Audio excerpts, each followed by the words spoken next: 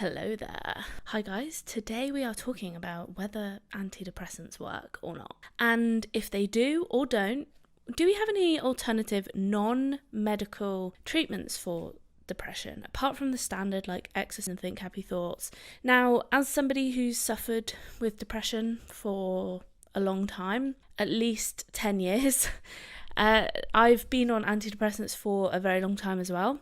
When I heard one of my fellow doctors say, obviously he didn't know I was on antidepressants, but he was talking about somebody else and saying, well, antidepressants aren't actually necessarily proven to work. And I was like, okay, right, that's interesting. Because I've always thought that they did. So today I take a little deep dive. I don't know if you can take a little deep dive, but a little medium level dive into the world of antidepressants and how we can treat depression. Now, I personally have found them useful, and I can tell the difference when I've taken it and when I haven't for a few days if I forget, which unfortunately is fairly regularly. Sometimes I will miss a day by accident. I started them in, I want to say 2016. I was in like third year of uni, and I went through, I think I had depression way before that, but it wasn't like severe enough that I needed to go on medication or anything. So, I've always struggled with maybe negativity and things like that, and just generally looking after my mood. But it kind of reached a pinnacle where I wanted to die all the time, and I didn't want to get out of bed, and I didn't really want to eat, and the classic symptoms of depression. Everything seemed like a big fucking hassle, like brushing your teeth. Well, I ended up breaking it down into multiple parts in my head, and I'd be like, oh my god, I've got to take the duvet off, and then I've got to put my feet on the floor, and then I've got to walk 10 steps to the bathroom. I know it doesn't sound like a lot, but if you've not struggled with that, then you don't know what it's like to overthink just going to the toilet, or just something so simple as just going for a walk. It becomes a massive task because you're like, I have to do 20 things, and yes, they are very small, 20 things before I leave the house to go for a walk, and it becomes unbearable. So it reached a point where it was really interfering with my work, to be honest, I was at medical school actually, but interfering with my studies, and I basically, my mood was so bad. So I went on them. I started on sertraline and haven't looked back. That's the one I've been on. Now, for me, antidepressants, they felt like I was giving up, like I was admitting failure, like I was admitting that there was something wrong with me. And I'm sure many of you have felt that too. So look, we're all here for each other, okay? And the way that people said it to me was, it's not, you're not giving in to this disease. You're not stuck with it forever. It's like if you broke your leg, and this was always the analogy people used, if you broke your leg, would you hobble round on your broken leg and never let it heal?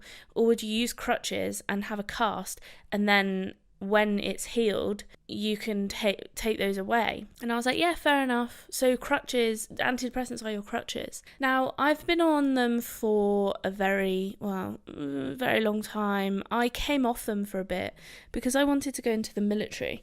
You had to be off antidepressants for a certain amount of time. Now, I came off them very quickly, which was a bad idea for me.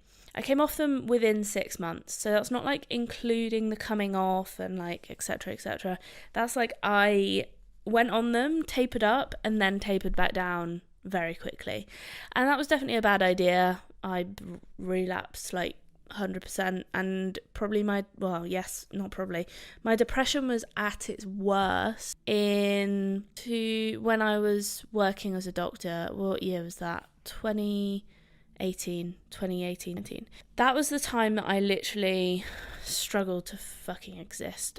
Oh god, I would cry on the way to the gym. I didn't want to go, but I would force myself to go, and I didn't want to go so badly that I cried all the way there. I remember one particular time, it didn't happen every time, but one particular time I cried all the way there, and then I was I had to stop crying because I was there, and then I did a really shit workout, went home and cried some more. And yeah, that was really hard.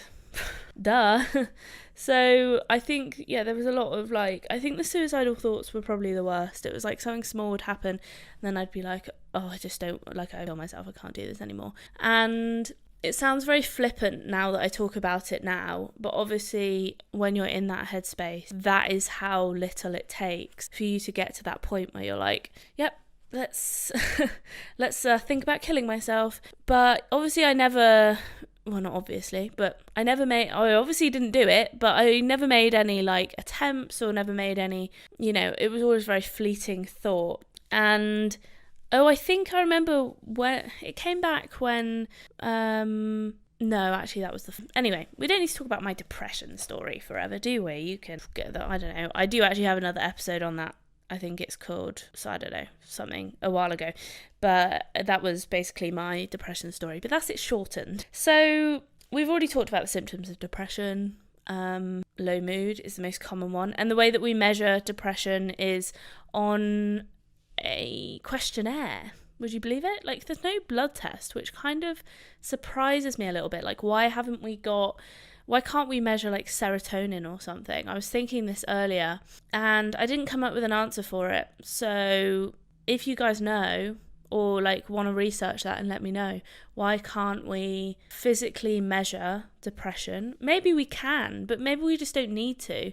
Maybe we think the PHQ-9, which is the questionnaire, maybe we think that's good enough. And depression is based on subjective feelings, or maybe it's just historic and we've just never moved away from it, or maybe it's a money-saving thing, and I don't know. So severity of depression is measured on that scale, and you answer, is it 9 questions? I mean, that would make sense because it is PHQ-9. You answer, I think it's 9 questions, and I would have to do that, and I think when I was at my worst, I was like moderate to the higher end of moderate. I don't know if I was ever severe, but it's kind of hard when it's subjective. You're like, I don't know, like it varies, but I might have tipped into the lower end of severe. Like I was never like hospitalized, or I never saw a psychiatrist for it or anything. So I was never like severe, like catatonic, cannot move, cannot leave the bed. Like I did still go to work, but it was a struggle, like a big, big struggle. And I feel like if people have never struggled with depression, they're not going to get this. Like you're not going to get it. You might just think, oh, Dawn was a bit sad. Poor Dawn. She was sad and she wanted to kill herself because she can't get out of bed. Well, I'm telling you what, you go and do it. And let's see what happens to you, person who doubts me and everyone else and thinks they're pathetic because they can't handle depression. Well, I'm sorry, sir, madam. I don't know who you are. But if you've not experienced it, you don't know. So, no uterus, no opinion, as Rachel Green would say. But no depression, no opinion. So, there we go. I've been thinking about the causes of depression. Like I said, depression has been like a part of my life, a part of me for a long time.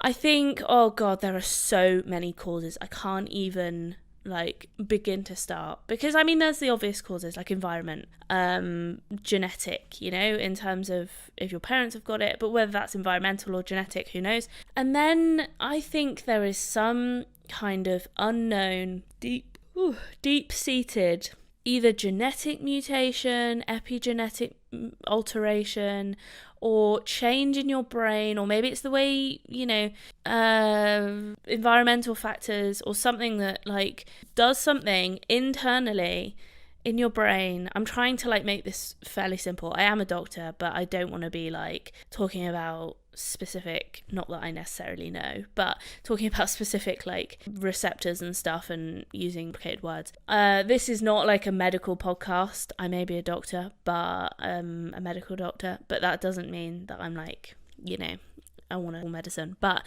it does mean that I have a bit more of an understanding of the body, and I have done some research before today's episode, so listen up, guys.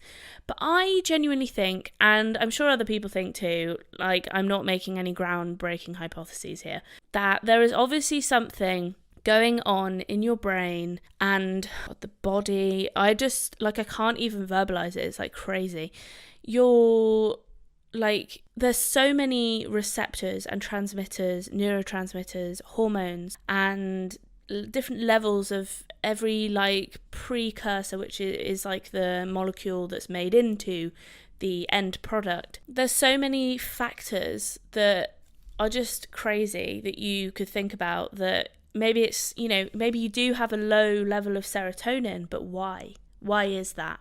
And is it because you're really stressed, or you've got something like a specific thing in your gut that doesn't make you absorb certain nutrients like fats and things? Or is it like small amounts of like dopamine excess, maybe that results in a lower amount of serotonin? Or do you know what I mean? Like, there's so many variables and so many options that, yes, we know the causes, the general causes, like the things that make you worse and better. I need to drop my paper then.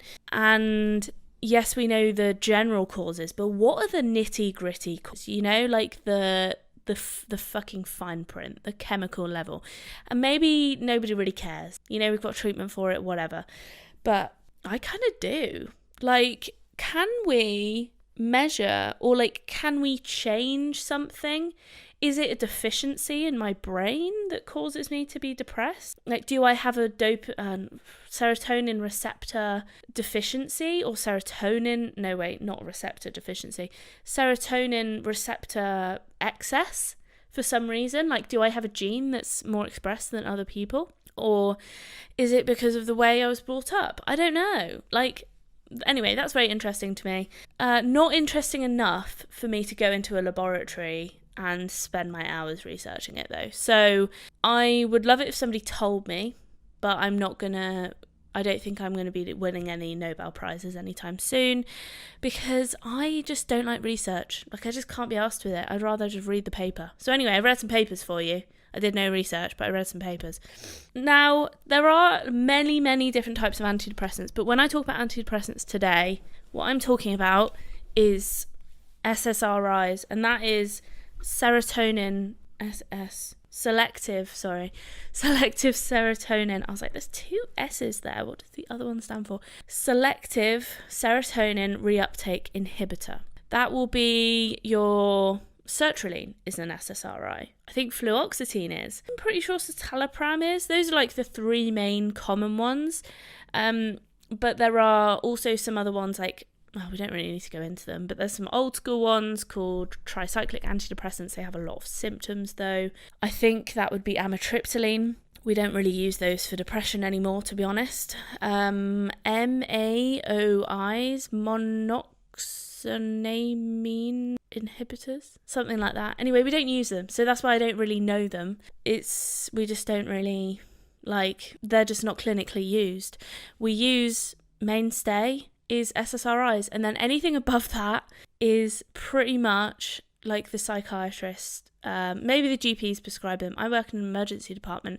I'm not going to be prescribing an antidepressant, so it's not, you don't prescribe them like acutely. It's more of like a long-term medication. So either the GP would do it, or they talk to a psychiatrist, or a psychiatrist prescribe it, like something more, because there are other ones such as trazodone, which is in its own class, but and other types of antidepressants. So it's pretty good that we have all these medications, isn't it? It's pretty fucking good. Like, and then I'm thinking, okay, sorry, I'm going back a bit, but I'm thinking, like, I was reading something about whether schizophrenia was due to some kind of serotonin or neurotransmitter defect, and that is why, and then you could inherit that defect, as in, I'm talking about like a genetic defect, a mutation that would cause either, I don't know what it was, whether your receptor or the serotonin production itself, and whether that defect was passed on genetically, inherited, and that is why it's more common in families, which is super interesting, because if we knew that, then we would potentially be able to genetically eliminate, if that's even ethical, I don't know, but a lot of people would argue that it's not, but we could genetically remove the predisposition to have certain diseases. That is coming, my friends. I'm telling you, that is coming. Genetic modification, whether it's possible to be done in human adults is unknown, but I'm sure it is. But it's probably riskier. The place you want to do it is at an embryo, and people do not like messing with them. I get it. But that is that's where their genetic makeup is so malleable, because you only have 1 or 2 cells rather than fucking millions that you are not going to be able to alter particularly easily. Now, we would be able to turn genes on and off, but I don't think we would be able to unmutate specific genes. I don't know. We'll see. We'll see what the future holds. I mean, that's kind of exciting, I think. I mean, it does hold very confusing ground for, what do you call it when Hitler wanted to modify everybody so they were... you know what I mean, right? There's a word for it. It's going to come to me later. But anyway, basically when you make everybody genetically either perfect, or you can alter people babies' genes to make them blue hair, blonde-eyed. Well, no, wait. That was the wrong way around.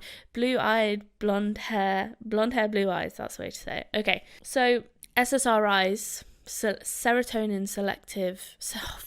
It's really hard to say. Selective serotonin reuptake inhibitor. It does what it says on the tin, really. Selectively attaches to only... When it says selectively, it means only attaches to serotonin receptors. And it blocks serotonin reuptake. So if you've got a receptor and you've got serotonin floating about, and the receptor is blocked, then it means that the serotonin can't be attaching to that receptor and be used.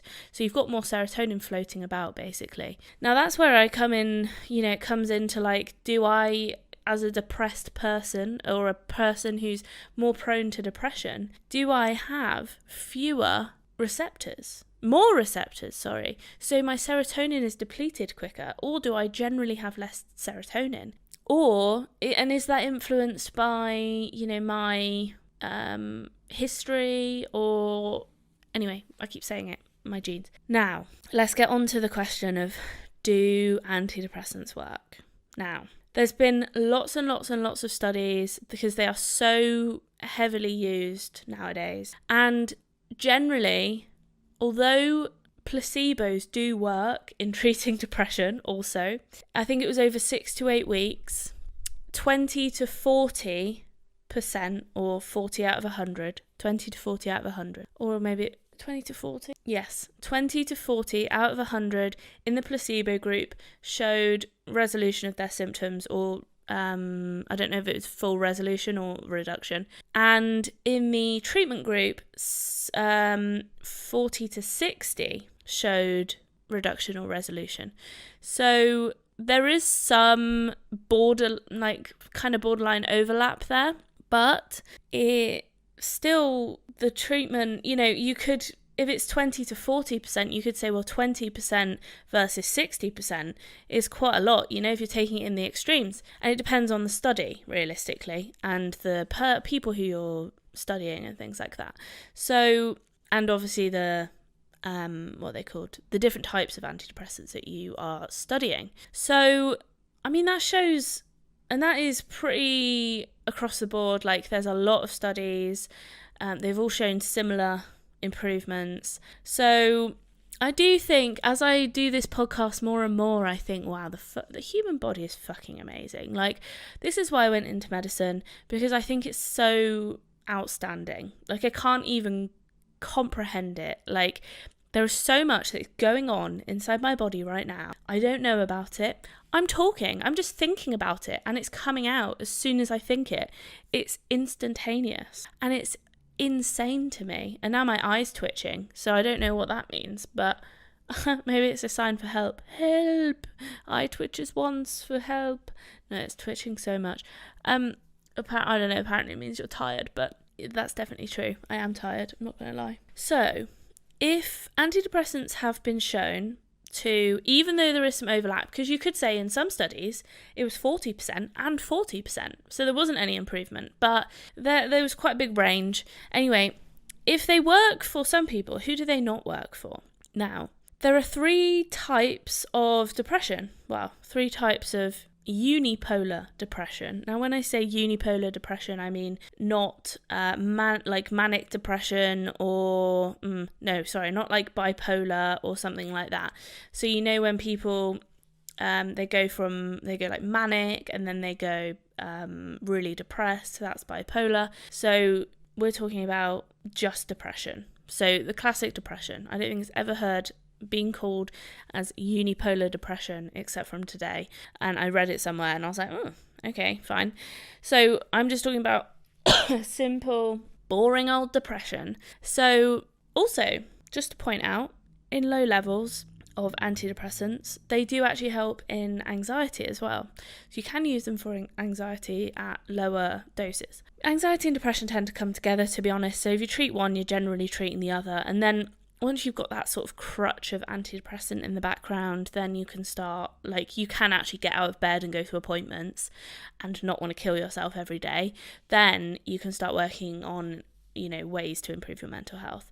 And it's like, if you broke your leg, you would use painkillers in order to be able to move around. And then when your leg is healed, you would do physiotherapy and stuff, right?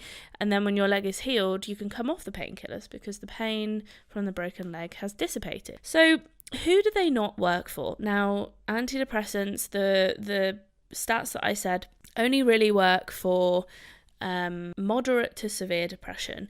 In mild depression, I don't think there was any change in the placebo and the medication group, because who knows, but it can obviously, when it's mild, it can obviously just resolve spontaneously through changing things. And the issue with depression is, and with many diseases, is it's a vicious cycle. You feel shit, so you don't want to get out of bed. And you don't want to exercise, but exercise will make you feel better. Then you feel guilty about it because you haven't done it. And then maybe you eat or don't eat. Depends which way you go, depending on your depression and your symptoms. And then you either get fat or get more sad. And then you don't want to go out even more. And then you're just crying. And so it's a vicious cycle, and it's that, I think it's the medication that helps to break that cycle. If you're in mild depression, you're probably still able to carry on, leaving the house and socializing and things like that. And actually just some talking therapy and things like that can help alleviate the symptoms without any medications. Now, there are also other depression causes, but I'd like to point out that these are temporary and over time will dissipate on their own. Number 1, alcohol. Now, everybody thinks, alcohol gives me a good time. I'm so fun when I'm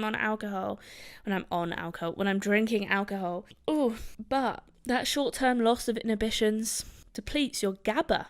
Don't even ask me. That's an acronym, GABA. It's an inhibitory, I think, neurotransmitter. Look, brains ain't my thing, but I think they're pretty cool. I should get that on a t-shirt. Brains ain't my thing, but I think they're pretty cool. And it stands for something. GABA. Who fucking knows? Gamma something, I reckon. But I don't know, and I can't bother to look it up, and I also can't bother to say it because it will be very... So GABA is either inhibited, I said this last time, I can never remember which. It's an inhibitory neurotransmitter. So if you block it, then you are disinhibited. So anyway, when you are hungover, you often feel sadder and more anxious because of the change in neurotransmitters in your brain. God, I really got myself into some shit here, didn't I? Talking about neurotransmitters. Well, there we go. Because it's not something I talk about or think about every day, to be honest. I do have a medical degree, but I'm not a neurophysiologist. It's very far from my remit, and I haven't studied properly, learned biochemistry in a very long time, not gonna lie. So alcohol. Situation. Okay, so there are certain things that you don't treat if you have depressive symptoms. Number 1 is bereavement, you have to wait, I think it's 6 months after a big bereavement or a death of, well, same thing, or death of a loved one or friend or whatever. You wait 6 months because the symptoms of grieving and being depressed are very similar, and you don't want to be, there's no point in treating depression, which is a sort of clinical diagnosis in itself, and a clinical as in a pathophysiological alteration in your brain chemistry. You don't want to be treating that when you don't really need to. There's a situation at hand, you need time to resolve it, basically. I've also put pain. That can make you pretty sad, but not necessarily depressed, because pain can only be temporary sometimes. Obviously, you do get chronic pain and things, but also being a refugee or being homeless or something like that, or cost of living crisis, fucking hell. So there are things that are temporary that may make you feel sad, but aren't necessarily depression. Now, I think depressive symptoms have to be going on for is it a month or 4 weeks? It's like 6 to 8 weeks, I think, to be considered as depression, and you need to fulfill the sort of criteria which I talked about with the PHQ-9. Caffeine. I didn't know that made you potentially not depressed, but it doesn't elevate your mood, let's put it that way. It dips your serotonin. The happy friend that we've all come to know and love, serotonin. It dips it. So that was a sad fact to learn. Processed foods. Now, they actually cause a sudden increase in serotonin, I found out. But the result is that then you've run out. It's all fucking gone. So then you're like, oh, now I'm sad because I've got no serotonin left. So it can actually make your mood worse after eating shit food, like sugary food, refined foods and things like that. I did actually find a paper on that as well. Like, high carbohydrate meals do increase your brain serotonin level. And it just said that you need to eat less carbohydrates in the next meal, basically. There were a lot of websites that were just spitting out information that had no real basis behind it. And I only really wanted to go for proper papers that were studies, rather than Neil's nutrition guide, a random blog that had no basis behind it. So I hope I am giving you proper studied information here, but I haven't looked at all of the information, not gonna lie. So, temporary thing. Oh, recreational drugs. Forgot about that one. Namely, MDMA or ecstasy. Because they make you happy, because they release enormous amounts of serotonin, give you a massive rush of it, you feel really fucking happy, and then the next day, or the day after that, and the day after that, it's called Wednesday blues. So you go out on a Friday or Saturday night, you're still sad by Wednesday, because you've lost all your serotonin, and it's your brain's oh, please come back, serotonin, I need you. So you just feel really sad. So that is called a come down, my friends, if you didn't know. So again, it will come back. Pain is only temporary, or recreations are only temporary. So what are the alternative ways if we're not on antidepressants? Maybe you've got mild, or you are prone to relapses like me, maybe. I don't know if I am, but prone to relapses of depression. So how could you treat yourself in a different way? There are the obvious ones, okay? I don't really want to hash over them too much. There were a couple of pearls of wisdom that I did want to share with you though. Reduce alcohol, duh. Change the temporary things. So try and reduce your caffeine intake. If you've gone through a recent bereavement, try and, not try, but that will need, it's just time to heal. Trying to change your situation, if you can, depending on what it is. If you're in a really shit house share and you don't like your housemates, then maybe you need to move out. Reducing your processed foods, exercising more, trying to sleep better, reduce your stress. So cortisol, and cortisol is a hormone that's released by your adrenal glands, which are on top of your kidneys, like little hats. They're so cute. And basically, cortisol decreases serotonin production, I believe. So the lower cortisol you have, i.e. lower stress, the happier you'll be. in essence. Sleeping better, obviously your brain needs to sleep. Like, it can't just be on the go all the time. This is more actually a dopamine thing. So your screen, okay, so things that release dopamine, buying stuff online, watching TV shows, watching TikTok. Please fucking stop. I wish people stop watching TikTok. Doing things that just give you instant gratification. Sex, for instance. Masturbating, watching porn. That's why people get addicted to all of these things. Literally all of them. Because they all release dopamine. And dopamine makes you want to repeat that behavior, and they are all high dopamine releasing things. Now the thing is, what I've noticed is I feel very sad. I don't know if the dopamine and the serotonin are linked, but I feel very sad when I do all of the things that are dopamine releasing, i.e. watch loads of Netflix, namely because I don't move, like I don't exercise, I don't leave the house, and also I just feel so like brain depleted, and I think it is like dopamine depletion, that I'm just like, my brain feels dead. And yeah, this might be a serotonin episode, but dopamine is important too. Don't forget about her. She's important too. And so is oxytocin, actually. So oxytocin is released when we socialise, when we bond with people, or when you have a baby and you bond with that baby. But I don't recommend just having a baby just so you can get an oxytocin fix. That's quite a big commitment, also a 9-month delay. So it's quite expensive. There are definitely easier ways. You could just go out for a pint. Although pints are expensive nowadays, not as expensive as having a baby. And not as long as a commitment. But anyway, trying to reduce high dopamine releasing activity, watching TV, buying online, like shopping online, because it always gives you that like, oh yeah, that felt good, I'll do it again feeling. And today and yesterday I watched almost no Netflix. It was fucking great. I've been feeling so shit because I've just been, I got back from a festival, which didn't help, but also then I was just like monging in front of the TV on the sofa, and I was like, and I just felt like I didn't move, I was just really feeling quite lazy. So, oh boy, have I been mowing my lawn left, right and centre? Yes, I have. It was so long. It was like, I want to say something really rude. I'm just going to say it. It was like a nun's pubic region. Like, there was so much fucking grass there. Couldn't believe it. It took hours. And I've got a battery powered lawnmower as well, so the battery kept running out.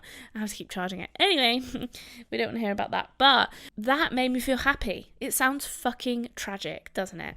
Dawn is happy because she mowed her lawn. Sounds like a euphemism. But because I wasn't sitting here watching Netflix all day, it felt great. Now, there are times where you need Netflix, where Netflix needs you.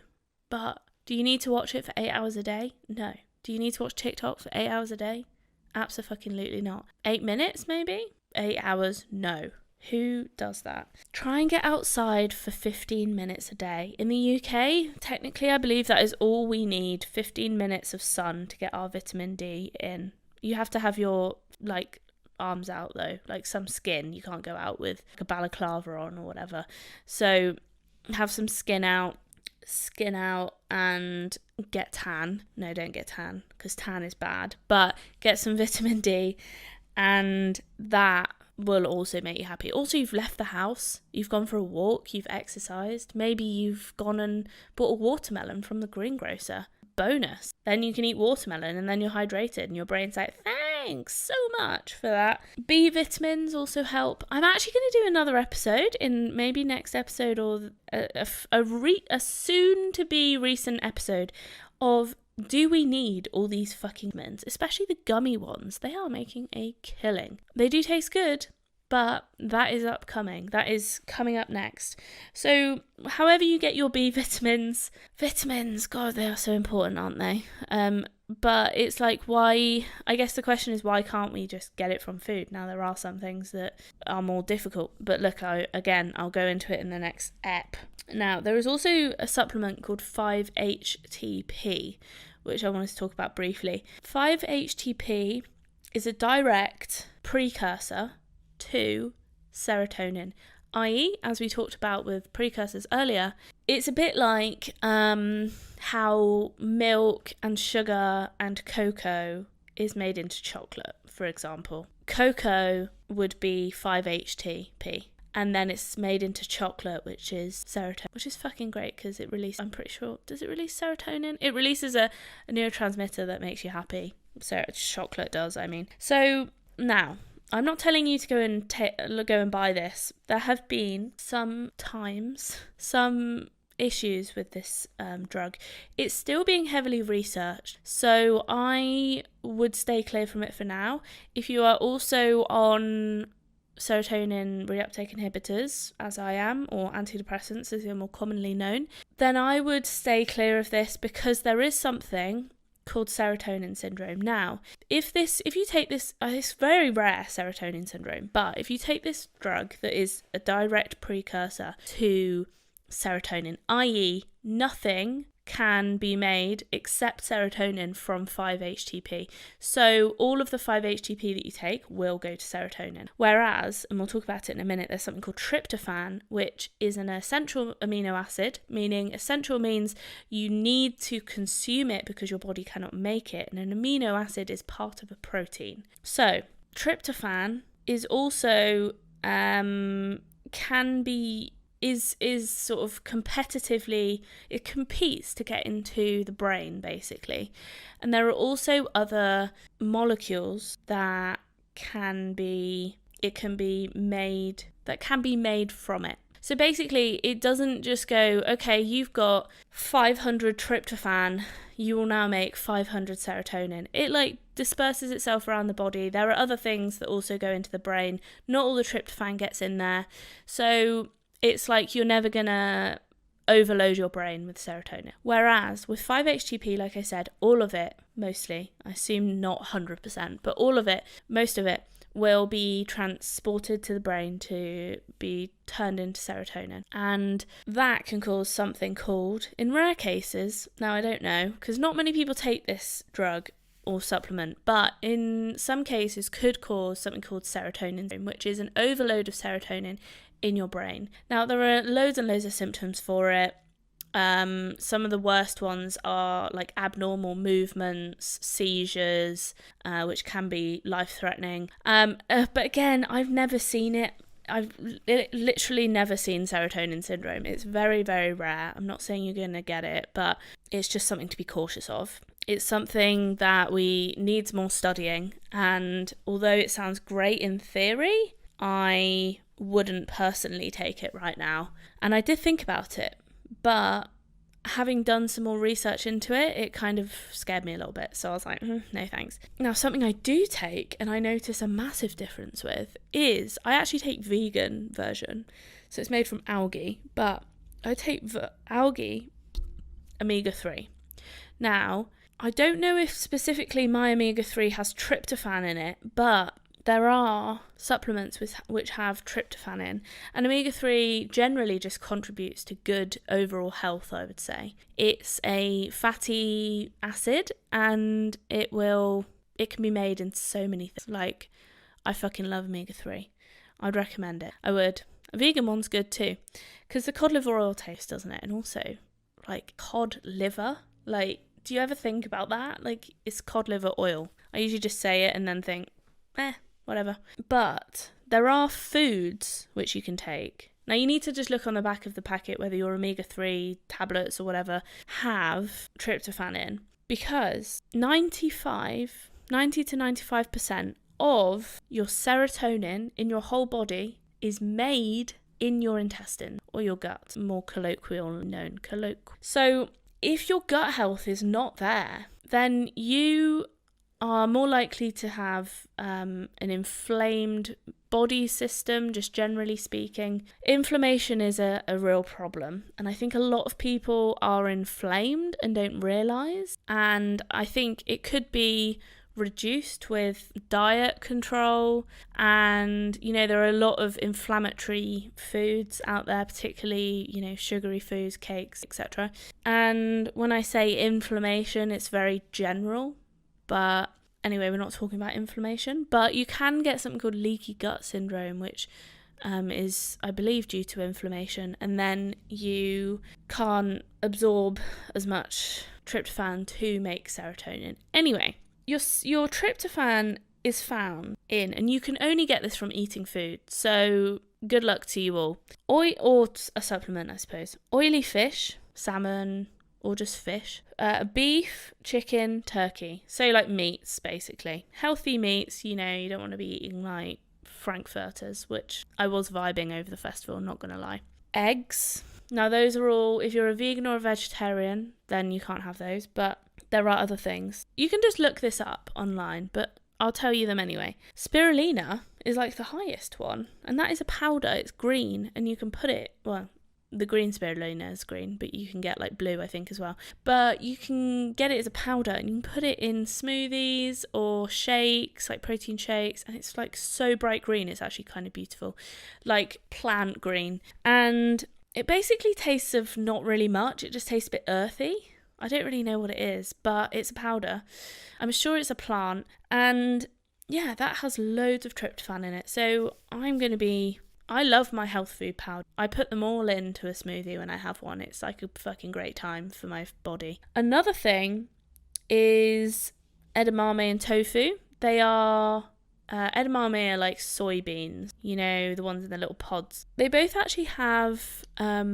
Actually, no, I won't go there. Nuts and seeds. Basically, all of these things have healthy fats in them. And there's another thing that I want to talk about, which is, I've actually got some on my table right now, now I don't know if this specifically contributes to making, I don't think it directly contributes to making tryptophan, but it does contribute to your overall gut health, which is super important. And that is fermented probiotic, prebiotic foods. So I've got some kefir, Kefir, and it's like a yogurt, and it just tastes like yogurt, but like a little bit, tiny bit more sour, but like not in an unpalatable way.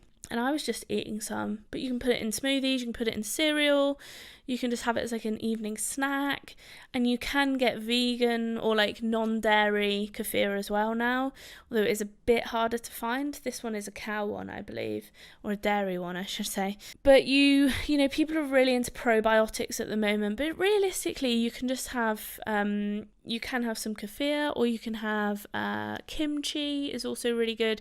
Sourdough, again, it's like all that fermented stuff. And it basically provides a nice environment for your gut bacteria to be like, I'm having a good time. Which means that your gut is just like the big functioning, like we all think your heart is your brain, but your gut is so important. Like it literally has millions and millions and millions of bacteria, and if they're not happy and you've got too many bad bacteria, you are having a bad time. I wonder how much realistically we don't know about our gut health, and it is becoming a thing now. You can actually get tests for it online, and there's just so much it contributes to. And there are very increasingly and concerningly high numbers of young 30/40-year-old people getting bowel cancer, and we don't know why. And we're wondering, is it because of what we're eating, processed foods and meats and things like that? So looking after your gut is just so important. I just can't even comprehend or stress it enough. Anyway, I think that'll be it for today. I've got to go to an acting session. They've all restarted again. We've had a little summer break and we're back. So yeah, next week, sometime, I want to be talking about those naughty little vitamins that my boyfriend, Tom, fucking millions. He has the gummies though, which seem like a great time to me. But anyway, we'll get into it more. Is it just a money-making scheme, or are they actually useful? I upload every Monday and Thursdays. If you liked it, please give it a like. I actually did some research for this one, so that'd be great. And, I spent my spare time between lawnmower charges researching it. And yeah, if you're on Spotify or wherever you listen to podcasts, please give it a little rating. That would be super useful. Like I always say though, 5 stars or don't bother. No, I shouldn't be saying that, but 5 stars or don't bother. And yeah, share it with your friends, family, anyone you think might find it useful. And I will see you next week. Thank you for listening, and I love you lots.